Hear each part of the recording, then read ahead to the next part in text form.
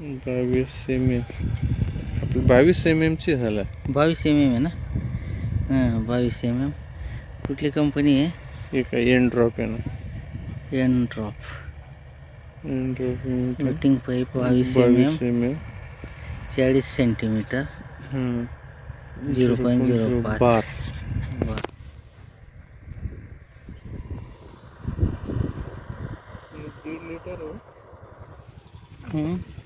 दीड लिटर आहे. हां 1.5 लिटर एका तासाला 1.5. हां हां हां हां हा 1.5 लिटर बरोबर 1.5 लिटर. 1.25 फूट 40 सेंटीमीटर आणि याला 0 बार म्हणजे याला प्रेशर लागत नाही मग 0.0 बार आणि 1.5 लिटरचा टीचर आणि डेट ऑफ मॅन्युफॅक्चरिंग आहे. नमस्कार सर. 2 वॉल मॅक्सिमम 3 वॉल करावं लागेल. आता पूर्ण 4.5 एकरमध्ये एक पण वॉल नाही आपला. पूर्ण मोटर स्टार्ट झाली की 4.5 एकर क्षेत्र वन टाईम पाणी देते आपण. प्रेशर 0 प्रेशर आहे ना. तुम्ही बघा ना हे खोलून बघा 0 प्रेशर आहे ना याला.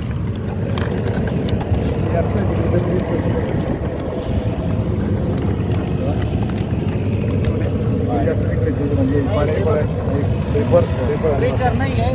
सिस्टम चालू आहे तरी प्रेशर नाही बघा. फक्त जसं पाणी वाहतं नाही बघा. प्रेशरची गरज नाही त्याला.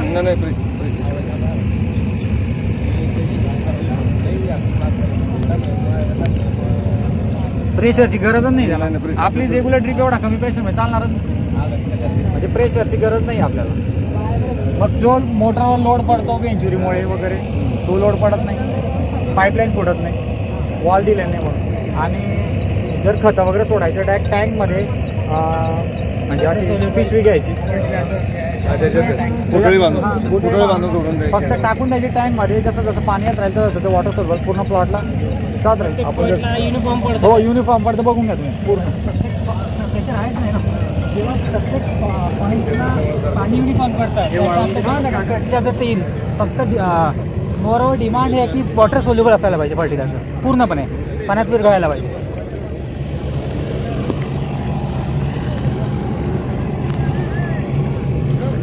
का इनफॅक्ट तुम्ही स्टार्टिंगमध्ये बघा आणि शेवटपर्यंत. ड्रिपर नाही. ड्रिपर आहे ना त्यात. हा ड्रिपर आहे. इनलाईन ड्रिपर आहे ना. त्याला प्रेशरची गरज नाही.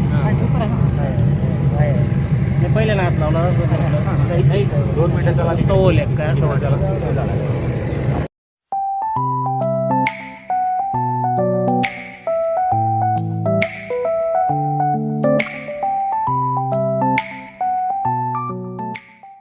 एनड्रिप आणि नर्मदा ॲग्रो तर्फे सर्वांचं मी मनापासून स्वागत करतो.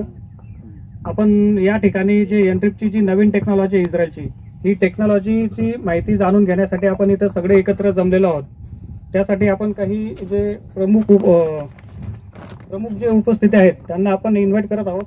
त्याच्यातले जे मी ज्यांचे नावं घेणार आहे त्यांनी कृपया करून वरती स्टेजवर यायचं आहे. श्री अभिजित दादा मोतीलाल पाटील, भीमराव बंडू पाटील, श्री प्रगतशील शेतकरी आहेत. किशोर हडपे सर, राजेंद्र विनोद दादा शंकर,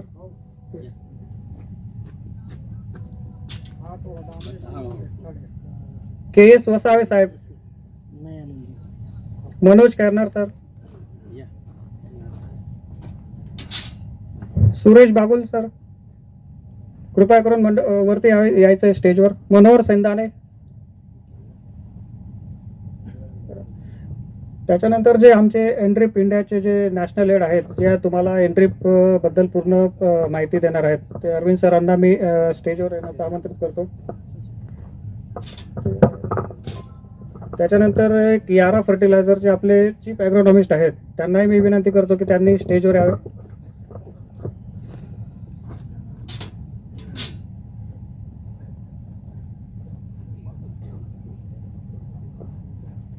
त्याच्यानंतर श्री शशिकांत दादा पाटील लांबोडे यांनी स्टेजवर यायचं आहे.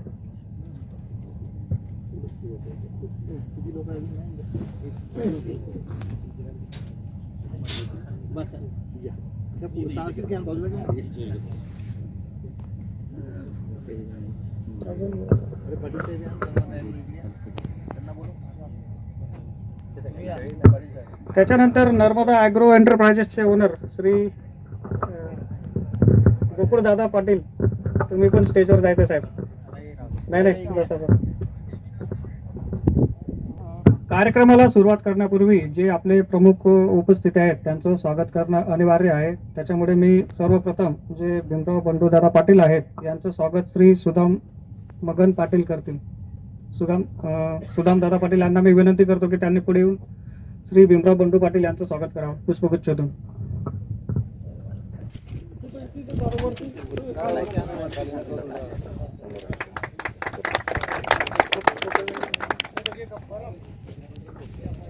त्याच्यानंतर मी विनोद शंकर दादा यांचं स्वागत श्री रावसाहेब पाटील करतील. रावसाहेब पाटील सरांना मी विनंती करतो की त्यांनी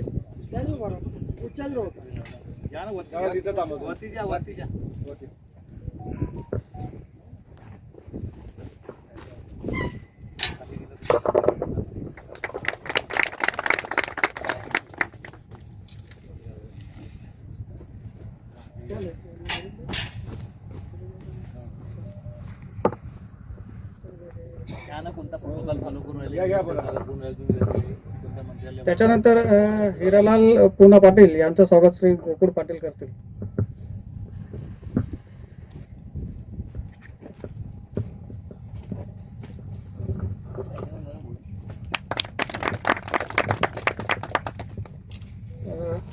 श्री अरविंद सवई सरांचं स्वागत धीरज पाटील करतील.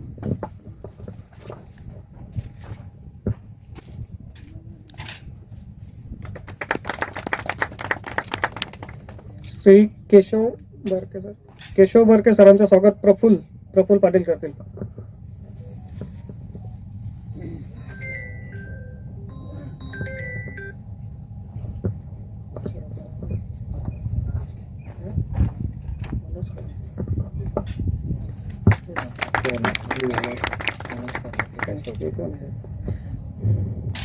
श्री मनोज कर्नार सरांचं स्वागत श्री गिरासे साहेब करतील. बीपी गिरासे.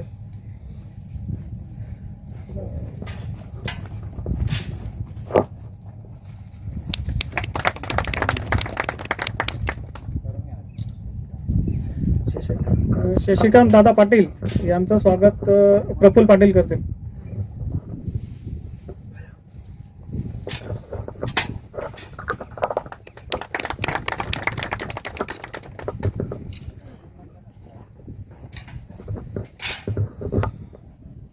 इथं जमलेल्या सगळ्या प्रमुख मान्यवर उपस्थितांचं स्वागत झालेलं आहे. तसंच मी इथं जमलेल्या सर्व शेतकऱ्यांचं स्वागत करतो, हार्दिक स्वागत करतो आणि कार्यक्रमाला सुरुवात करतो.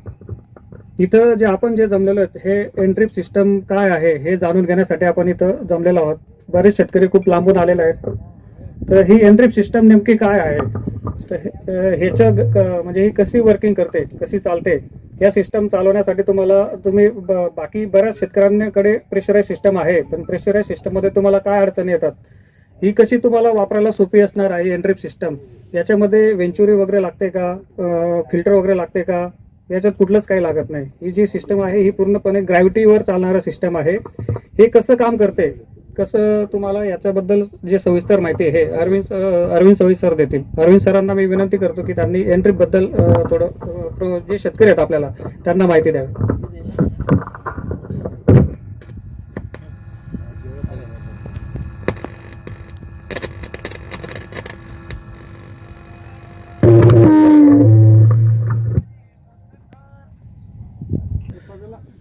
तर आवाज येतो सर्वांना. नमस्कार सर्व शेतकरी बंधूंना. आणि एवढ्या तुम्ही व्यस्त कार्यक्रमाच्या शेड्यूलमधून तुमचा वेळ देऊन इथपर्यंत आले त्याच्याबद्दल सर्वांचं स्वागत आणि अभिनंदन. तर हा जो कार्यक्रम आपण या ठिकाणी ठेवला आहे, प्रत्यक्ष पहिल्यांदा सोनार साहेबांचे मला आभार मानावे लागतील, अभिनंदन करावं लागेल. तसंच इथे डॉक्टर पाटील आहेत शेल्टीला, त्यांचं, मिलिंद पाटलांचं आणि आमचे पाटील साहेब, या सगळ्या लोकांच्या यांनी म्हणा, प्रयत्नांनी म्हणा, किंवा एक चांगले प्रयत्न त्यांनी तुमच्या क्षेत्रासाठी करायचा विचार केला, त्याच्यामुळे मला तुमच्यासमोर बोलता आलं. तर आजचा जो बेसिक हा कार्यक्रम आहे ड्रीप इरिगेशन. आता ड्रीप इरिगेशन म्हणजे काय हे मी काही तुम्हाला जास्त सविस्तर सांगणार नाही, त्याच्याबद्दल सर्वांना माहिती आहे. ड्रीप म्हणजे काय? आवाज येतो? असं असं अच्छा असा. आता बोलतो तरी इकडे मागे जातो थोडासा, असं इकडे पाहून का? नाही ठीक आहे ना, काही प्रॉब्लेम नाही. मी जरा असं पकडतो. येतो आता? हो हो. तर हा जो एकदम व्यस्त शेड्यूल मधून तुम्ही आले, तर ड्रीप इरिगेशन म्हणजे काय हे मला तुम्हाला काही सांगण्याची आवश्यकता आहे असं वाटत नाही, तरी सांगतो. आपल्याला असं वाटते की कमी पाणी आहे म्हणून ड्रीप केलं पाहिजे, बरोबर आहे ना? जास्त पाणीवाला कोणी ड्रीप करते का? नाही करत. ऊसाला अजून कोणी ड्रीप करते का? नाही करत. तर ड्रीप इरिगेशन म्हणजे पिकाला पाहिजे त्यावेळेस पाहिजे तेवढं पाणी त्याच्या गरजेनुसार देणं. आणि त्याच्यामध्ये अजून एक दुसरा बदल की पिकाला जे खतं पाहिजे ते फर्टिगेशन, जसं आपल्याला सकाळी नाश्ता, जेवण, मग संध्याकाळचं जेवण, जसं 3 वेळा करतो, पाणी जेव्हा पाहिजे तेव्हा पितो, त्याच पद्धतीने पिकाला पाहिजे त्यावेळेस पाणी, पाहिजे त्यावेळेस त्याला खतं आणि न्यूट्रिशन जर तुम्ही दिले तर त्या पिकाची चांगली वाढ होते, उत्पादनामध्ये फरक पडतो, उच्च प्रतीचं उत्पादन येते, सोबतच तुमच्या पिकाची क्वालिटी वाढते, मार्केटमध्ये तुम्हाला 2 पैसे जास्त मिळतात, दर्जेदार आणि टिकाऊ मालाचं उत्पादन करू शकता. हे त्या ड्रीपचे फायदे. आता मग ड्रीप म्हणजे काय? जसं पाहिजे त्यावेळेस पाणी दिलं, उन्हामध्ये पाण्याची गरज असेल तर पाणी दिलं, पावसाळ्यामध्ये पाण्याची गरज नसेल तरी सुद्धा त्याला खतं द्यावं लागतात. तर काही वेळात का होईना तुम्ही त्याला खतं देऊ शकता. जसं आता तुम्ही या जमिनी पाहिल्या, तर ड्रीपच्या खाली तुम्ही पूर्ण पाहिलं, जिथे पाणी पडते त्याच्या भोवताली एक पांढरी कळा तयार झाली आहे. पांढरी पांढरी कळा काढत आहे.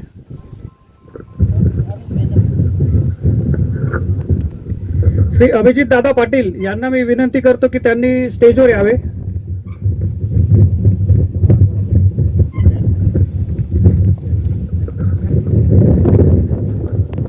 तर महत्वाचा फरक म्हणजे ड्रीपचे फायदे जे तुम्हाला माहिती आहे, पाण्याची बचत होते, उत्पादनामध्ये वाढ होते. त्याच्यानंतर मग लोक ड्रीप का लावतात? आता बऱ्याचशा ठिकाणी आपण जे ड्रीप पाहून राहिलो, तर लोक सबसिडी आहे म्हणून ड्रीप लावतात, असा सगळ्या देशामधला ट्रेंड आहे, बरोबर आहे ना? सबसिडी सरकारने का दिली? तर सरकारला एवढं माहिती आहे. नमस्कार, या.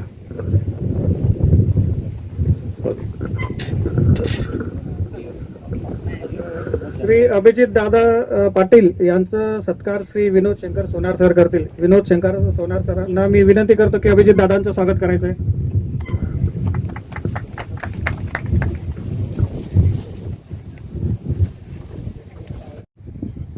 जास्त टाइम न घेता मी अरविंद सरांना विनंती करतो की त्यांचं मार्गदर्शन कंटिन्यू करावं. तर आज हवेमुळे थोडासा व्यत्यय येतो आवाजामध्ये, पण आता येत असेल थोडा. तर जे महत्वाचा विषय आहे ड्रीप इरिगेशन, तर ड्रीप इरिगेशन मध्ये पाण्याची बचत होतेच. 30% 50% पाण्याची बचत होते. उत्पादनामध्ये बऱ्यापैकी वाढ होते, म्हणजे 25% 50% ही वाढ होऊ शकते. किंवा एकदम निग्लिजिबल शेतकरी असेल जो लक्षच देत नाही, त्याच्यापेक्षा आपण 100-200% ही पिकाची वाढ होते असं म्हणू शकतो. तर या 2 गोष्टीचा विचार केला तर सरकार सबसिडी का देते? तर पाण्याची बचत झाली पाहिजे. येणाऱ्या काळामध्ये आता जसं तुम्हाला दिसून राहिलं, हे शेत आहे, इथेच पाणी नाही आहे, इथे आणि 4 बोर मारले म्हणते, पाणी नाही लागलं, अशी पूर्ण देशामध्ये परिस्थिती आहे.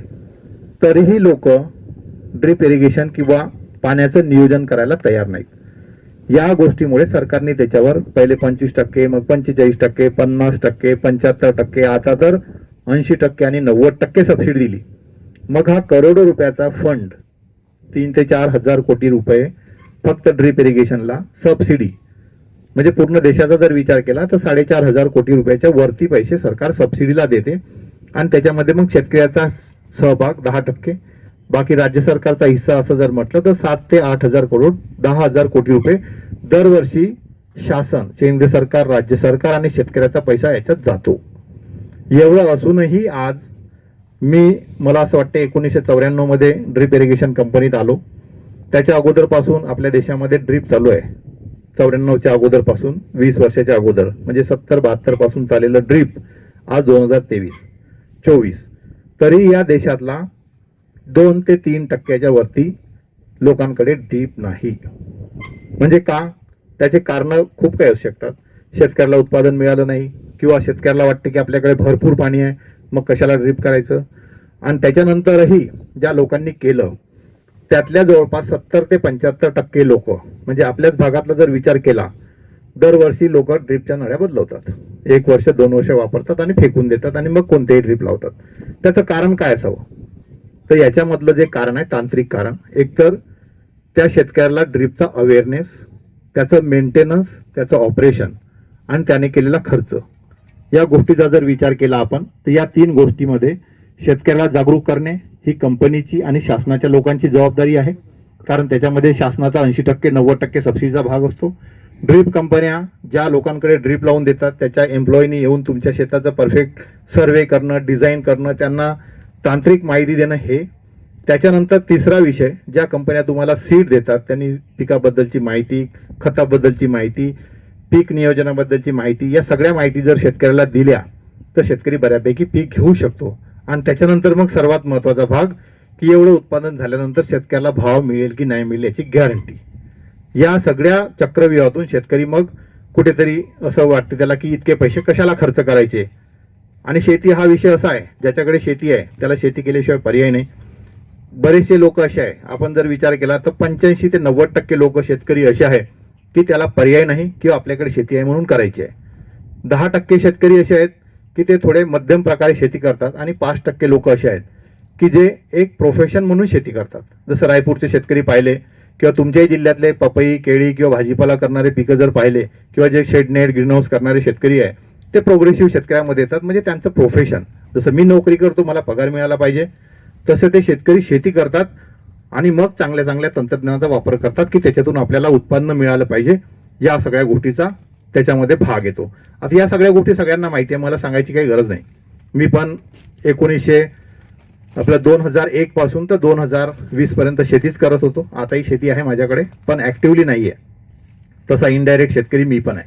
उत्पादनामध्ये मिरचीचं, टरबूजचं, कारल्याचं, कोहळ्याचं आणि पपईचं रेकॉर्ड ब्रेक उत्पादन मी घेतलंय. तुमच्या शेतकऱ्यापेक्षा कदाचित होऊ शकते 2-3 टनांनी किंवा त्याच्यापेक्षाही जास्त उत्पादन माझं असेल, असा मी प्रोग्रेसिव्ह शेतकरी पण आहे. आणि या कंपन्यांमध्ये नेटापीमध्ये 10 वर्ष काम केलं, नागार्जुनामध्ये 10 वर्ष काम केलं, इंडियन बॉयलर म्हणून एक ऑर्गॅनिक फर्टिलायझर कंपनी होती त्याच्यामध्ये 8 वर्ष काम केलं, आणि या कंपनीमध्ये आता 3 वर्ष झाले.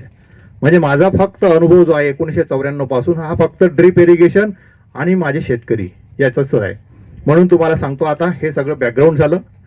त्याच्यानंतर या कंपनीचं वैशिष्ट्य काय? ही कंपनी आहे इस्रायलची. या कंपनीचा ड्रिपर जो आहे प्रोफेसर उरी शानी म्हणून इस्रायलचे एक वॉटर कमिशनर होते, त्यांनी अथक प्रयत्न करून हा ड्रिपर तयार केला. त्यांच्या लक्षात असं आलं की सगळ्या कंपन्यांचे ड्रिपर जे आहेत ते प्रेशरवर चालतात. प्रेशरवर चालणार म्हणजे बोरचं जर पाणी असेल तर त्याला मोटर लागणार, त्याच्यातून पाणी उचलणं करणार. त्याच्यानंतर नदीतलं पाणी असेल तर ते खालून येणार, म्हणजे त्याला पण तुम्हाला डिझेल इंजिननी किंवा पंपनी उचलावं लागेल. तर या माणसांनी असा ड्रिपर तयार केला की ज्या पाण्याला पंप सुद्धा लागणार नाही. आता तुम्ही म्हणाल पंप कसं? कॅनल किंवा पाण्याची लेवल, जर जसं हे तुमचं शेत आहे, आता ह्या शेताची लेवल जर तुम्ही पाहिलं खाली माझ्या पायापेक्षा खाली 2 फूट आहे. म्हणजे मी ज्या ठिकाणी उभा आहे या जमिनीच्या वरती जर कॅनलची लेवल फक्त 2 फूट असेल तर ते पाणी तुम्ही एका साध्या सायफननी एक पाईप लावून त्या कॅनलला घेऊ शकता. आणि ती जी टँक तुम्ही पाहिली आहे त्या टँकमध्ये जर घेतलं तर तुम्हाला विजेची आवश्यकता नाही. म्हणजे नो पंप, हा पहिला भाग. त्याच्यानंतर फिल्टर. आता फिल्टर लावतो, फिल्टर कशाला लावतो आपण? नदीतलं पाणी असेल तर त्याच्यातून गाळ कचरा येतो म्हणून सँड फिल्टर लावतो. बोरचं पाणी असेल त्याच्यातून रेती येते म्हणून आपण सँड फिल्टर लावतो. आणि ते जर काही जास्त कचरा नसेल किंवा थोडासाच कचरा असेल तर आपण स्क्रीन फिल्टर किंवा डिश फिल्टर लावतो. हे झालं फिल्ट्रेशन. पण या ठिकाणी आपल्याला फिल्ट्रेशनची पण आवश्यकता नाही. त्याच्यानंतर खतं यासाठी आपण लावतो व्हेंचुरी. तर व्हेंचुरी लावली म्हणजे तुम्हाला व्हेंचुरी ऑपरेट करताना थोडंसं प्रेशर कमी करावं लागते. प्रेशर कमी केलं की तुमच्या शेतामध्ये जे आता ड्रिपचं डिझाईन केलेलं आहे, आता त्या कोपऱ्यामध्ये जर तिथे व्हॉल असेल आणि हे जे सबमेन आहे, आता आपण शेतातच आहोत, तिथे फिल्टर लावला आहे, तिथून जे पाणी येऊन राहिलं ही सबमेनचा शेवटचं टोक, या टोकापासून तर शेवटचं लॅटरलचं टोक आणि तिथं पडणारा पहिला ड्रिपर. त्या ड्रिपरमध्ये आणि या शेवटच्या ड्रिपरमध्ये 10% वरती व्हेरिएशन गेलं नाही पाहिजे. हा ड्रिपचा डिझाईनचा कन्सेप्ट आहे. पण त्या सगळ्या कंपन्या किंवा शेतकरी तसं करत नाही. आता हे बाजूलाच मी शेत पाहिलं, तिथे काहीच प्रेशर नसते. यांनी सांगितलं आम्ही सगळे वॉल ओपन करून देतो, मग ते ड्रिप चौकून नाही होणार का? कारण त्या ड्रिपरच्या आतमध्ये जो ड्रिपर आहे, महत्वाचा भाग म्हणजे ड्रिपर. आता हे जे तुम्हाला दिसत आहे याच्या खालचा जो पांढरा ड्रिपर आहे, इथे मी मुद्दामून लावायला सांगितलं होतं की या सिस्टीम मध्ये असा जो ड्रिपर आहे तीच एक टेक्नॉलॉजी आहे. म्हणजे ड्रिप इरिगेशन सेमच आहे, नळे सारख्याच आहे, पाईपही PVC आहे, फक्त इथे फिल्टर नाही आहे, वेंचुरी नाही आहे. आणि ज्या नळीच्या आतमध्ये जो ड्रिपर असतो ते वैशिष्ट्यपूर्ण ड्रिपर तुम्हाला सांगायला आम्ही या ठिकाणी आलो आहे. तर या ड्रिपरचं वैशिष्ट्य असं आहे की याला प्रेशर लागत नाही. प्रेशर म्हणजे आपण जसं आता ज्या प्रेशरवाल्या ड्रिप सिस्टीम आहेत त्याच्यामध्ये तुम्हाला 1 kg प्रेशर लागते. 1 kg म्हणजे 10 मीटर. म्हणजे शेवटची जी नळी आहे तर तुम्ही जर उंच केली तर 10 मीटर म्हणजे 30 फुटापर्यंत उंच जर केली तर तिथे पाणी आलं पाहिजे, एवढं प्रेशर या ड्रिपला लागते. 1 kg. आपल्या सिस्टीमला फक्त 2 फुटाचं प्रेशर पाहिजे. म्हणजे हे सर्व शेत जर तुमचं लेवल असेल 0 लेवल, तर त्या कोपऱ्यापासून या कोपऱ्यापर्यंत किंवा शेताच्या कोणत्याही कोपऱ्यात तुम्ही कोणत्याही कोपऱ्यातून पाणी खुलं सोडा, सगळीकडे सारखं जसं जाते लेवल असेल तर त्याच टेक्नॉलॉजीवर आधारित हे ड्रिपचं डिझाईन केलेलं आहे. म्हणजे ती तुमची मोठी नाली होती, त्या ठिकाणी मोठी पाईपलाईन म्हणजे सबमेन आली, आणि या छोट्या छोट्या नाल्या जशा तुम्ही नालीतून पाणी दिलं त्या नालीतून पाणी देण्याच्या ऐवजी नळ्यातून पाणी दिलं, एवढंच त्या ठिकाणी रिप्लेस केलं आहे. म्हणजे आमचा नारा आहे, कंपनीचा स्लोगन आहे, Y drip Wien and drip. म्हणजे तुम्ही flood irrigation Y flood when there is end drip. म्हणजे तुम्ही पटपाणी सोडण्यापेक्षा एंड ड्रिप वापरा. 2च फुटाचं प्रेशर पाहिजे. आता या ठिकाणी बोरमध्ये जे पाणी आहे, दोन्ही बोरचं पाणी जेवढं आहे तेवढं कॅल्क्युलेट केलं. ते सरळ पाणी एका पंपाने त्या टँकपर्यंत नेलं. टँकमध्ये एक इनलेट आहे आणि दुसऱ्या साईडला आउटलेट आहे. वॉल कुठेच नाही, फक्त त्या इनलेटला एक वॉल यासाठी आहे का जर दुसरीकडे पाणी जर न्यायचं असेल म्हणून ते बंद करण्यासाठी तिथे इनलेटला एक वॉल आहे, आउटलेटवर काही वॉल नाही. एका वेळेस 4 एकरचं इरिगेशन चालू आहे. हा या सिस्टीमचं वैशिष्ट्य आहे. तर आता प्रेशर इरिगेशन मध्ये आणि आपल्या याच्यामध्ये फरक काय? तर प्रेशर इरिगेशन मध्ये जे 1 kg प्रेशर लागते, तर तुमच्या ज्या मोटरी आहे त्या आता हाय हेडच्या आहेत आणि कमी डिस्चार्ज देणाऱ्या.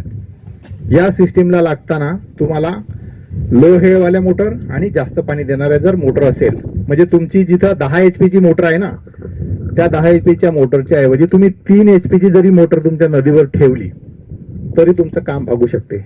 म्हणून आम्ही म्हणू शकतो की या देशातली सगळ्यात मोठी वीज आम्ही वाचवू शकतो. अमेरिकन गव्हर्नमेंट सोबत आमच्या कंपनीचा करार असा आहे की आम्ही तुमचे विजेचे एवढे युनिट वाचवून देणार आणि एवढं तुमचं पाणी वाचवणार. 50% पाणी वाचवणे आणि वीज जवळपास 100%. ज्या ठिकाणी पाणी कॅनलने येते आणि ज्या ठिकाणी पाणी तुमचं पंपाने येते किंवा प्रेशरने तिथं उचलावं लागते त्या ठिकाणी तुमचं पंपाला लागणारी वीज आम्ही 100% वाचवतो. किंवा जिथे तुम्हाला 10 HP चा पंप लागत असेल तिथे आम्ही 1 HP च्या पंपावरही काम करू शकतो. कंपन्या जशी पेप्सी कंपनी आहे ती खूप सारं पाणी वापरते त्यांचे कोल्ड्रिंक्स बनवताना, चिप्स बनवताना. CSR मधून किंवा ग्लोबल कन्सेप्ट म्हणून या कंपन्यांनी लक्षात असं आलं की हवेमध्ये कार्बन डायऑक्साईडचं प्रमाण वाढून राहिलं. कार्बन डायऑक्साईडचं प्रमाण वाढण्याची खूप कारण आहेत, पण शेतीला लागणारी वीज जिथे खूप मोठ्या प्रमाणात कोळसा जळतो, वीज तयार होते आणि ती आपल्याला मिळते. तर या कार्बन उत्सर्जनचं प्रमाण कमी झालं पाहिजे म्हणून पेप्सिको या कंपनीला इंडियामध्ये घेऊन आली आणि आम्ही 2020 ऑक्टोबरमध्ये पेप्सिको सोबत पंजाबमध्ये 4 प्लॉट लावले होते, UP मध्ये 2 प्लॉट लावले आणि त्या ठिकाणी उत्पन्न जवळपास 17% आणि एका ठिकाणी 23% उत्पादनाची वाढ झाली, 50% पाण्याची बचत झाली आणि शेतकऱ्यांना जो 10 टन आलू काढायचा तिथे 14 टन 15 टन असं उत्पादन आलं. हा त्या ठिकाणी पेप्सिको सोबत काम करत असताना. आणि दुसरा एक, धानामध्ये कोणी ड्रिप लावते का? नाही लावत. परंतु धानासाठी एक अमेरिकेची कंपनी आहे राईसटेक म्हणून, त्यांची भारतामध्ये सवाना सीड्स नावाची कंपनी आहे. ती कंपनी धानाचं असं बियाणं तयार केलं आहे त्यांनी की ज्याच्यावर 2 वेळा तुम्ही जर सिलेक्टिव्ह हर्बिसाइड वापरलं तर तुम्हाला निंदण खुरपण करायची काहीच गरज नाही. त्या कंपनीने जसं लोक धानामध्ये चिखलणी करतात, आता धानाची मी तुम्हाला एवढ्यासाठी सांगतो 2 मिनिटासाठी. चिखलणी करताना जमिनीमधून पाणी गेलं, चिखलणी गेली की मिथेन गॅसचं इमिशन होते आणि मिथेन गॅस हा शरीराला खूप हानिकारक आहे. म्हणून त्या राईसटेक कंपनीने आमच्या कंपनीमध्ये मोठी इन्व्हेस्टमेंट केली, ती पण छोटी नाही, 650 करोड रुपयाची पहिली इन्व्हेस्टमेंट आहे. आणि त्या कंपनीने अमेरिकेमध्ये धानावर ड्रिप लावलं आणि भारतामध्ये त्याच कंपनीने पंजाबमध्ये आणि हरियाणामध्ये ट्रायल लावल्या आणि आता त्यांच्यासोबत आमचं कमर्शियली त्या शेतकऱ्यांना आम्ही ड्रीप लावून देणार, त्यांचं शेतकऱ्यांचं बियाणं ते कंपनी विकत घेणार. तसंच आता ही यारा फर्टिलायझर कंपनी आहे, यांच्याकडे असे खतं आहेत ग्रॅन्युलर फर्टिलायझर.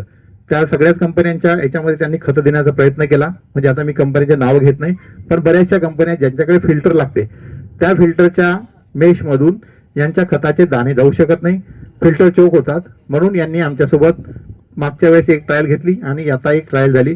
तर यारा फर्टिलायझर सोबत आम्ही शेतकऱ्यांच्या सेवेमध्ये जॉईंटली तुम्हाला सेवा देऊ, खताची, ड्रिप इरिगेशनची आणि ॲग्रोनॉमिकली. हा तिसरा कन्सेप्ट आहे.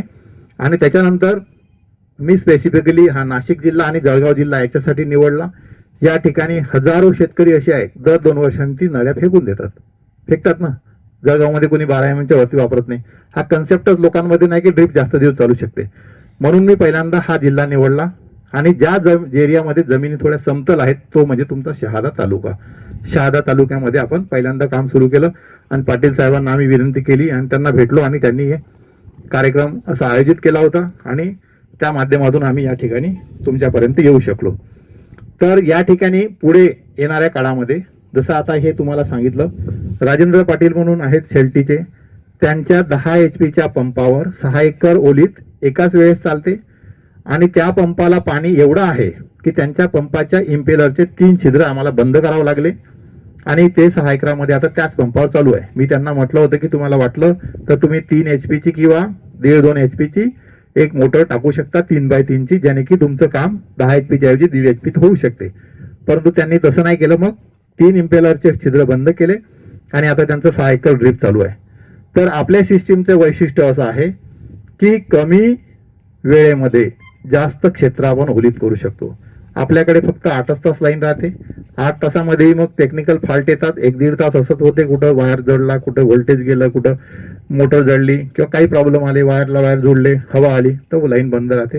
6-6.5 तासात पाणी मिळते आणि शेतकऱ्यांचे शेते आहेत मोठ्या, तेवढ्या तासात इरिगेशन होत नाही आणि आपण जनरेटरनी पाणी दिलं तर खर्च वाढतो. तर या सिस्टीममध्ये वैशिष्ट्य असं आहे की आहे त्या पंपामध्ये तुम्ही कमीत कमी 3.5 ते 4 पट क्षेत्र तुमचं ओलीत करू शकता. हे या सिस्टीमचं वैशिष्ट्य. याच्या आतमध्ये जो ड्रिपर आहे हा पेटेंटेड ड्रिपर आहे. त्याच्या आतमध्ये फक्त एक रॉड आहे. तो ड्रिपर आतमधून कधीच चोक होत नाही. पहिला गोष्ट सांगतो, दाखवतो मी तुम्हाला. हा ड्रिपर कधीच आतमधून चोक होत नाही. दुसरा की बाकीच्या कोणत्याही कंपन्या या देशामध्ये जेवढेही कंपन्या आहेत त्यांच्याकडे जो ड्रिपर आहे त्याच्या आतमध्ये तुम्ही ती पट्टी असते ना, त्याच्या आतमध्ये अशा लिव्हरिंग असतात. आता आपण एखादा हे ठेवला असता पण संध्याकाळची वेळ होती म्हणून आपण प्रोजेक्ट वगैरे ठेवला नाही. तर त्या ड्रिपरमध्ये जो असा खाचा लिव्हरिंग असतो त्याच्या आतमध्ये जर हे बोरची रेती गेली किंवा तुमच्या पाण्यातून येणारे कार्बोनेट्स गेले किंवा तुम्ही जे खतं देता कॅल्शियम नायट्रेट, मॅग्नेशियम सल्फेट किंवा चुकून वॉटर सोल्युबल खतं जे 100% विद्राव्य होत नाही त्याचे काही कण गेले त्या ड्रिपरमध्ये तर ड्रिपर चोक होतात. हा ड्रिपर चोक होण्याची भीती बिलकुल नाही. हा ड्रिपर चोक केव्हा होऊ शकतो जेव्हा अतिशय कडक ऊन असेल, तुमच्या शेतात पाण्यातून नदीतलं पाणी आलं त्याच्यात जर शेवाळ येत असेल किंवा पाण्यामधून जर तुमचे कार्बोनेट्स आले आणि जर 7-8 दिवस सिस्टीम बंद राहिली एवढ्या कडक उन्हात, जर सावली त्या ड्रिपरवर पडत नसेल तर काही प्रमाणात 1-2 ड्रिपर बंद होऊ शकतात. तर त्याच्यासाठी तुम्हाला सल्फ्युरिक ऍसिड किंवा हायड्रोक्लोरिक ऍसिड किंवा हायड्रोजन परऑक्साईड शेवाळ असेल तर किंवा HCl शेवाळ असेल तर, कार्बोनेट्स असतील तर तुम्ही सल्फ्युरिक ऍसिड किंवा फॉस्फोरिक ऍसिडची गरजच नाही आहे. लोक देतात ते फॉस्फरससाठी देतात पण फॉस्फोरिक ऍसिडनी पाहिजे तेवढी इफेक्टिव्ह ट्रीटमेंट होत नाही. कारण माझा अनुभव आहे 2001 पासूनचा सांगतो मी तुम्हाला. तर तुम्ही जर या ट्रीटमेंट केल्या तर या सिस्टीमला काही होणार नाही. आता बऱ्याचशा ठिकाणी लोकांनी पाहिलं असेल की याची थिकनेस पेप्सी सारखी दिसते. पेप्सी म्हणजे पतली नळी. याची थिकनेस आहे 0.2 mm. ऑक्टोबर 2020 मध्ये मी स्वतः या कंपनीची पहिली सिस्टीम लावली होती पंजाबमध्ये आणि आता 2024 चालू आहे मे. जवळपास 4 वर्ष होत आलेले आहे. त्याच नळ्या आलू, मक्का, धान, आलू, मक्का, धान असे आतापर्यंत 9 पिकं घेऊन आता 10व्या पिकावर ती सिस्टीम चालू आहे. म्हणजे याची क्वालिटी जी आहे LLDP मटेरियल असल्यामुळे हे कमीत कमी उंदराने नाही कुरतडली, मेकॅनिकल डॅमेज जर काही झाला नाही तर माझ्या अंदाजाने, आता कंपनी तर तेवढी गॅरंटी देत नाही पण मी तुम्हाला सांगू शकतो की 5 ते 6 वर्ष या नळ्याला काही होणार नाही असा माझा स्वतःचा अनुभव आणि खात्रीने मी तुम्हाला सांगू शकतो. राहिला प्रश्न सर्व्हिसेसचा. ही कंपनी सध्याच्या परिस्थितीत मार्केटमध्ये आम्ही काही ड्रिप सेल नाही करून राहिलो. सेल करायचं असतं तर आम्ही डीलर पाहिले असते, खूप साऱ्या नळ्या देऊन टाकल्या असत्या. परंतु आम्ही त्याच शेतकऱ्यांना ड्रिप लावून देतो ज्यांच्या शेताचा फिजिबिलिटी आहे की नाही, पहिले सर्वे करणे डंपी लेवलनी, त्यांचं चढाव उतार पाहणे शेताचा, त्याच्यानंतर जर ते शेत योग्य असेल तर आम्ही तिथे लावतो. अदरवाईज त्यांना आम्ही सजेशन देतो की अशा अशा पद्धतीनं शेताची तयारी करा. शेताची तयारी करत नसेल तर आम्ही तिथे ड्रिप लावत नाही. त्याच्यानंतर 2 वर्षात पुढच्या कदाचित होऊ शकते हा ड्रिपर आपला कॉम्पेन्सेटिंग ड्रिपरमध्ये जर आला तर आम्हाला शेताचे सर्वे पण करायची गरज पडणार नाही. आणि सगळ्यात महत्त्वाची आनंदाची गोष्ट तुम्हाला सांगतो, हा ड्रिपर आमचा फेब्रुवारीमध्ये 2024च्या फेब्रुवारीमध्ये या ड्रिपरला पेटेंटेड मिळालं. जगामध्ये पहिलेच होतं पेटेंटेड, आता इंडियामध्ये फेब्रुवारीमध्ये हा ड्रिपरला पेटेंट मिळाला आणि तो 20 वर्षासाठी आहे. आणि या ड्रिपरची टेक्नॉलॉजी अशी आहे की त्याच्यात कोणतीही कंपनी 20 वर्षापर्यंत आमच्या कॉम्पिटिशनमध्ये येणारच नाही. त्याच्यामुळे सगळ्या कंपन्या आमच्यामध्ये भिडलेल्या आहेत की यांना सबसिडी मिळू नये. तर आम्ही प्रयत्न करत आहोत सेंट्रल गव्हर्नमेंटच्या माध्यमातून. स्टेट गव्हर्नमेंटला पण आम्हाला अप्रोच झालो. पंजाब गव्हर्नमेंटनी त्यांच्या याच्यामध्ये एका डायरेक्टरनी जवळपास 500 हेक्टरमध्ये धानामध्ये ड्रीप लावायचा निर्णय घेतला होता, पण सरकार बदललं, डायरेक्टर बदलले, ते तसंच राहिलं. तर या सिस्टीमचं वैशिष्ट्य हे आहे की विजेची 100% बचत करू शकतो. म्हणजे केंद्र सरकारकडे गेल्यानंतर किंवा कोणतेही राज्य सरकार शेतकऱ्यांना वीज फ्री देते किंवा कमी पैशात देते, तर तिथे ते विजेचे पैसे वाचवू शकतात. तुमच्या 15 HP मोटरच्या ऐवजी आपण 3 HP मोटर वापरली तर जाहीर आहे की इलेक्ट्रिसिटी कमी जाईल आणि उत्पादन वाढासाठी आम्ही तुम्हाला ॲग्रोनॉमिकल सपोर्ट देतोच. ह्या गोष्टी आहेत महत्त्वाच्या या ड्रिप सिस्टीममध्ये. त्याच्यानंतर ही सिस्टीम तुम्ही जशी मॉनिटर करता, तुमच्या हाताने काही चुका होऊ नये म्हणून या सिस्टीमला थोडं टेक्नॉलॉजीशी जोडलेलं आहे. तर आमच्या इथे एक टेक मॅनेजर आहेत प्रतीक मिरे. प्रतीक कुठे? ते तिकडे बसले, इकडे येऊन जा. हे सेपरेट व्यक्तिमत्व आहे. याचं काम फक्त आहे की तुमच्या सिस्टीम बरोबर चालू आहेत की नाही चालू आहेत हे पाहणे. तुमच्या शेतामध्ये आता इथे आम्ही कनेक्ट लावलेले नाहीत कारण कनेक्ट थोडे महाग पडतात. तर या शेतामध्ये असं 3 ठिकाणी जर आम्ही कनेक्ट लावले असते तर तुमच्या शेतामध्ये पाणी किती द्यायचं, केव्हा द्यायचं, किती मॉइश्चर आहे आणि तुम्ही दिलेले खतं त्याच्यातून युरिया पिकाने किती घेतला आणि जमिनीमध्ये किती गेला, हवेत किती उडून गेला, हे पाहण्यासाठी ते कनेक्ट आहेत. दुसरी गोष्ट तुम्हाला आम्ही जर सांगितलं की ती सिस्टीम चालवताना तुम्हाला 50 सेंटीमीटर हाईट ठेवा, 60 ठेवा, 70 ठेवा डिझाईनच्या नुसार, म्हणजे सिस्टीमला काही प्रॉब्लेम येणार नाही. ते जर तुम्ही कमी जास्त चुकून आता रात्रीच्या वेळेस समजा यांना सांगितलं 4 एकर चालवा, आता यांचं जर त्या टंकीवर दुसरीकडे पुन्हा एक पाईप असते 8 एकर असते आणि याने दोन्ही वाल चालू करून दिले तर त्याची लेवल किती राहील? 25 वर येऊन जाईल. मग उद्या 25 वर आली तर ते तुमचे उन्हात जर तुम्ही दिवसभर सिस्टीम चालवली, शेवाळ आलं, कार्बोनेट आलं तर ड्रिपरला त्रास होऊ शकतो. म्हणून त्याच्यासाठी त्या टंकीच्या जवळ एक तुम्ही पाहिलं असेल पिझोमीटर, इलेक्ट्रिकल एक काळावाला ट्रान्समीटर ठेवलाय. ते पिझोमीटर आहे, ते इथून डायरेक्टली इस्रायलशी कनेक्टेड आहे. त्याच्या आतमध्ये एक सिम आहे, त्याचं मॉनिटरिंग इथे किती वाजता इरिगेशन दिलं, किती तास चाललं आणि किती त्या शेतात पाणी गेलं हे रोज त्यांनी 15 मिनिटं जरी चालवलं 3 तासानंतर तो ऑटोमॅटिक डाटा आमच्याकडे येतो. आणि किती लेवलनी चालवला, यांनी चुकीच्या पद्धतीने चालवलं की बरोबर चालवलं ते मॉनिटरिंग पण आम्ही करतो. आणि शेतकऱ्यांना आम्ही इरिगेशन शेड्यूल, फर्टिलायझर शेड्यूल आणि क्रॉप मॅनेजमेंट जर, आणि सध्याच्या परिस्थितीत सेलिंग हा कन्सेप्ट नसल्यामुळे प्रत्येक शेतकऱ्याकडे ही सिस्टीम सक्सेसफुली चालू झाली पाहिजे, चालली पाहिजे याचं काळजीपूर्वक लक्ष देतो आणि हे पुढे चालत राहणार. पेप्सिको सोबत आमचा कॉन्ट्रॅक्टच आहे, त्याचे पैसे पेप्सिको देते. 5 वर्षासाठी आम्ही त्या शेतकऱ्यांना फ्री सर्व्हिस देतो. दर 10व्या दिवशी 12व्या दिवशी शेतात व्हिजिट राहते. आता यांच्या शेतामध्ये पाहिलं असेल तुम्ही किती चक्कर झाले असतील कोणाचे आम्हालाही माहित नसेल. जेवढं इरिगेशन चाललं तेवढ्याच चक्रा तर नक्कीच असतील. म्हणजे फिरत असताना ती सिस्टीम बरोबर चालली पाहिजे. या सगळ्या गोष्टी या एनड्रिपमध्ये आहेत. आणि त्याच्या व्यतिरिक्त जर तुम्हाला काही विचारायचं असेल तर मला असं वाटते काकाजींनी ही सिस्टीम वापरली आहे. डॉक्टर पाटील असते, मी त्यांना बोलवलं होतं पण ते योगायोगाने इंदोरला गेले, ते नाही आहेत. तर काकाजींना मी विनंती करेल की तुम्ही तुमचे मनोगत किंवा मला जर तुम्हाला काही विचार असेल तुम्हाला विचारू शकता. अदरवाईज मिलिंद पाटील नाही तर काकाजी हे यांनी सिस्टीम लावलेली आहे. कोण आहे काकाजी किंवा तुम्ही या सिस्टीम बद्दल थोडं शेतकऱ्यांना मार्गदर्शन करावं असं मला वाटते. म्हणजे काकाजी डायरेक्ट शेतात तुम्ही बोला. मी विनोद शंकर सोनार. सर्वांना आशीर्वाद असेल की मी शेतकरी आहे असं, पण मी अगदी जुना शेतकरी आहे. हळावर याच्यावर सुद्धा आम्ही पाणी बैल जोडी वाढून ते काढायचे होते पाणी विहिरीतून, ते सुद्धा आम्ही केलेलं आहे. नंतर मोटर आल्या, डिझेलच्या हे चालले. आज मी या पोझिशनमध्ये आलेलो आहे. माझ्या अनुभवाप्रमाणे ही ड्रीप आम्ही तिकडे 12 एकर केली होती टिकोऱ्याला. तिथे आमच्या मोटराबरोबर चालायचं नाही, पाणी बरोबर यायचं नाही, काही नुकसान झालं. नंतर मग आता आम्ही मिलिंदबाईने आम्ही दोघं मिळून हे इकडे पपई लावलेली आहे. पपईमध्ये आमचा जुना अनुभव आहे की आत्ताच मिलिंदबाई थोडे त्रासून गेले. मग ही मिलिंदबाईने तिथे पाहिली ती स्कीम तिथे यांच्या मीटिंगमध्ये. मग मिलिंदबाईने आम्हाला सांगितलं की आपल्याला लिस्ट करायची आहे. मग माझ्या मुलाला सांगितलं की वो आपल्याला याच्यात हे नाही आहे, याच्यात नाही आपल्याला ते स्कीम सरकारी स्कीम नाही आहे, पण पैसे रोख द्यावे लागतील. तर आम्ही त्यांना रिक्वेस्ट केलं की वो येतं आम्ही स्कीममध्ये बघतो. ते याला मिळालं आम्हाला इकडे डीपरमध्ये इकडे. तर त्यांनी सांगितलं, मग आम्ही केलं सुरुवात. आज आमच्या मिलिंदबाई फक्त 2 तास रात्री येतो, पाणी देतो, नंतर 2 तास नंतर इकडे पपईला पाणी सोडतो. पपई जेव्हा 2-3 तास सोडल्यानंतर ऊसामध्ये परत 2.5-3 एकर पाणी सोडतो. म्हणजे अशा प्रकारे एका दिवसामध्ये रात्री फक्त पाणी चालतं इकडे म्हणून तो सोडतो. हा आमचा अनुभव आहे.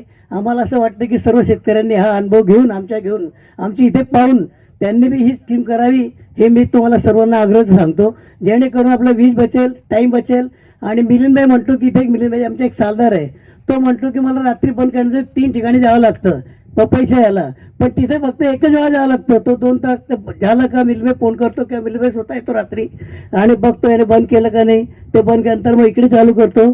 इकडचा तो सालदार किती जातो म्हणतो तिकडे बंद करू का इकडे बंद करू का तिथे जाऊ, पण तिथे फक्त एकच वेळा बंद करावं लागतं.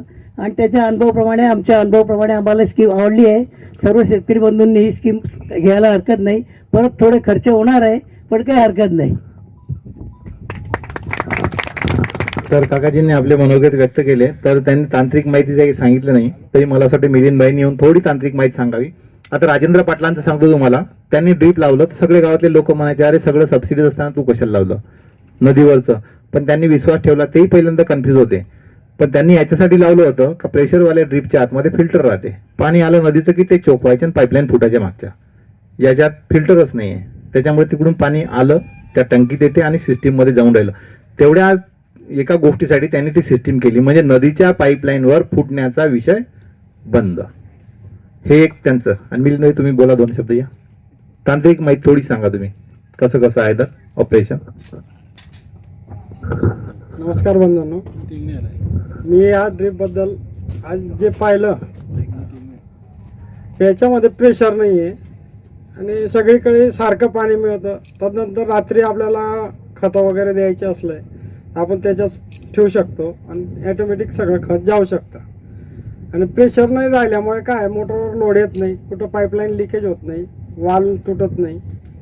एक वालवर सगळं शेत चालतं. आता पपईला 6 वाल आहे, 6 वाल बंद करावे लागतात.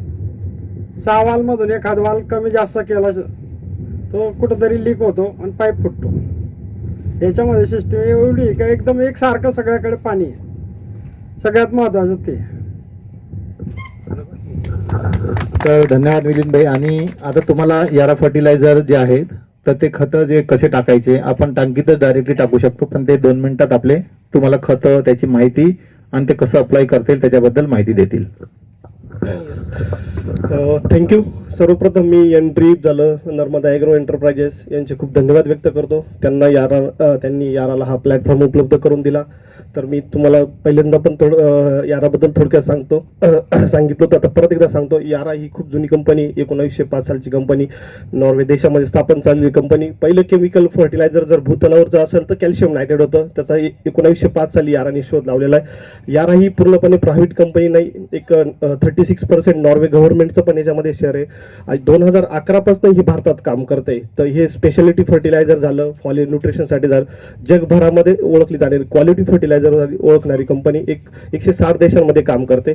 यारा जे इथं काम करते 2011 पासून, जे आपल्या महाराष्ट्रापासून सुरुवात झालेली कंपनी आज पूर्ण भारतामध्ये काम करते. याराचा भारतामध्ये एकच प्लांट आहे युरियाचा, जो UP मध्ये बबराला येथे आहे.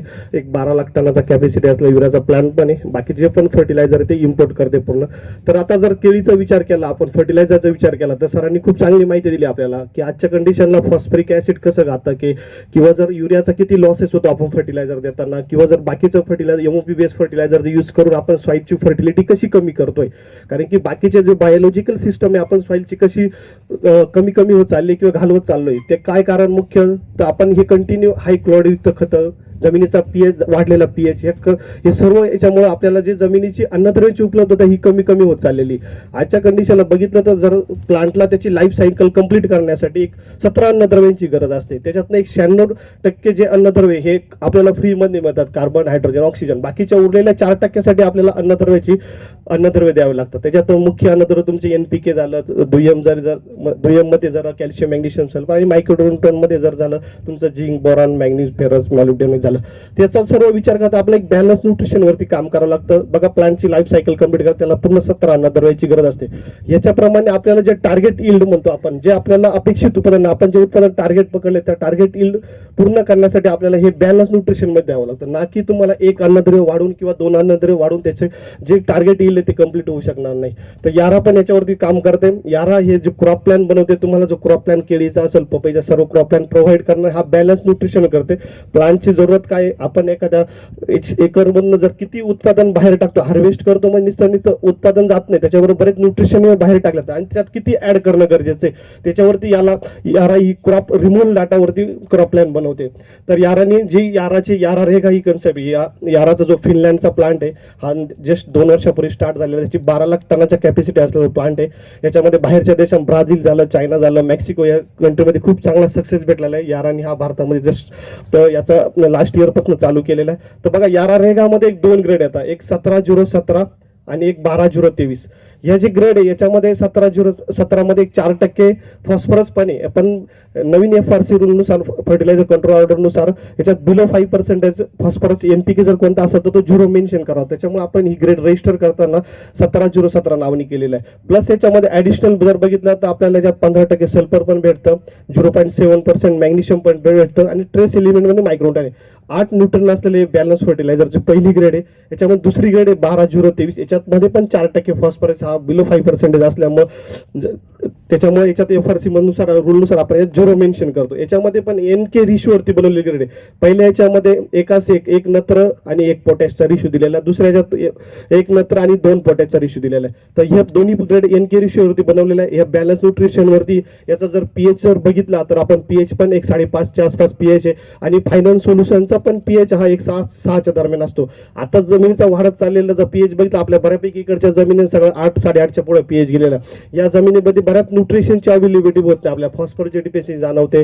फॉस्फरस जर फिक्सेशनचं जास्त होतोय त्याच्यामुळे आपल्या झिंकची असेल, फेरसची असेल या डिफिशियन्सी जाणवत चाललेलं आहे. तर यारानी ह्या बॅलन्स न्यूट्रिशनच्या ग्रेड आणलेल्या आहे. याच्यासाठी तुमच्या एनड्रीप बरोबर तर आम्ही जोडून बरेच तुम्हाला चांगले याच्यामध्ये फायदा होऊ शकतो. कारण की याच्यामध्ये ग्रॅन्युल फॉर्म मधलं पहिलं वॉटर सोल्युबल फर्टिलायझर आहे. हे तुम्ही पिशवीत टाकून टांकी जरी ठेवलं तरी 5 ते 7 मिनिटात 10 मिनिटात ते पूर्णपणे विरघळून जातं, हळूहळू तुम्हाला जातं. ज्यावेळेस याचा बाकीचे जे पावडर फॉर्म मधले त्याच्यात काय होणार, तुम्हाला एकाच वेळेस विरघळ क्विक जाणार. हे ग्रॅन्युल फॉर्म मधलं वॉटर सोल्युबल फर्टिलायझर असल्यामुळे हळूहळू विरघळणार, कंटिन्यू पूर्ण बॅलन्स मध्ये तुमच्या पूर्ण प्लॉटला एकसारखं जाणार. तर याराच्या ह्या 2 ग्रेड याच्यामध्ये आपण बरेच यांच्यासाठी काही डेमो प्लॉट पण बनवलेले, बाजूला पण अजून काही डेमो ट्रायल चालू आहे. तर तुम्ही याचा निश्चितच वापर करू शकता. याच्यामध्ये कुठलंही क्लोराईड फ्री असतं, कुठले पण रॉ मटेरियल खूप स्टँडर्ड वापरले आणि यारा ही युरोपियन कंपनी असल्यामुळे यारा